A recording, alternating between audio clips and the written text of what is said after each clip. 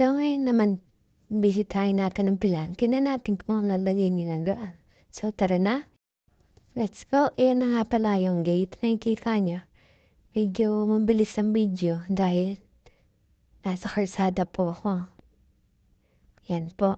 Pasok na tayo ng gate. Ayan na, papasok na tayo. So, kung makikita niyo, puro pilihan yan ito. Yan. Bus na truck. Nakikita niyo. Yan. Medyo maraming tao din dito dahil nga pilihan. Marami nagtatrabaho dito.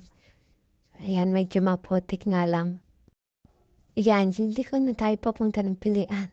Yan. Medyo maputik. Andahan lang. So, ayan. Nakikita niyo po. Lagayan nito sa pilihan. Please pakisupportahan po yung YouTube channel. Please subscribe. Click the button. Yan. Dito na tayo. Medyo malapit na po. Yan, pababa na po ng pilihan. Kung makikita nyo nga po, ayan yun ang truck na yan.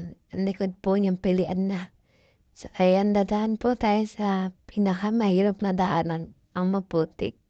So, ayan, dahan-dahan ng po haktang para hindi maputikan na aming paa. Pag maulan nga lang po dyan maputik, pero kapag hindi naman po maulan, ito yun naman po yung daan.